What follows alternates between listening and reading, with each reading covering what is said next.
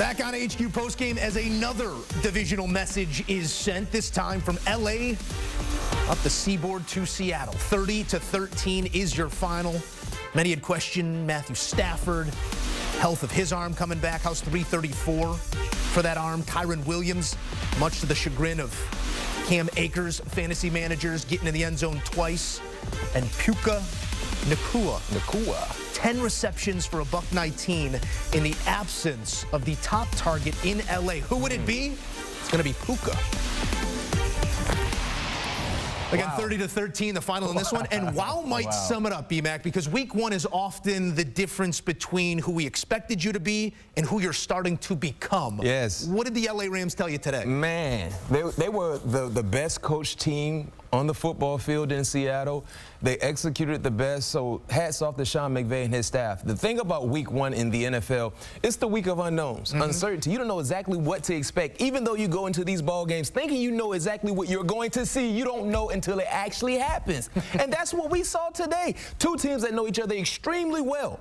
But when you talk about having an undermanned team in the Los Angeles Rams, you did not see that based on their display. They took it to Seattle for 4 quarters. Unknown players that none of us would ever think about drafting in our fantasy leagues showed up big time. Matthew Stafford, a guy who we basically just left in the streets, right? No one wanted to even touch him or think that he can do anything that would be relevant in this season for the Rams. Balled out. Williams balled out. Defensively, led by Aaron Donald, they neutralized an offense that I thought would be extremely balanced and consistent in the Seattle Seahawks.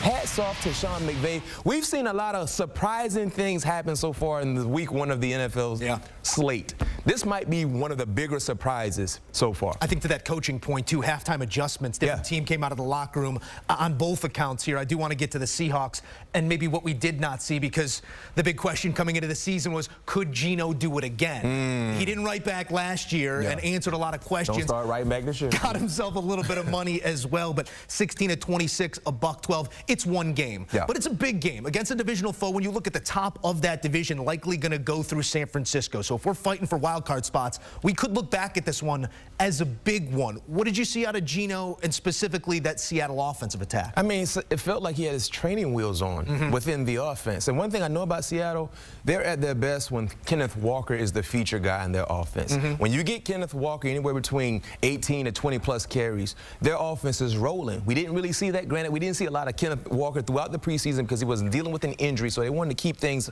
light for him. But he is the transmission for their vehicle offensively. You don't get Kenneth Walker going, you're not really going to do what they did a year ago. And because of that, I don't think that's why we didn't see the best of Geno. When you talk about going against a defense, a secondary in which DK Metcalf said, I don't know any of these guys' names.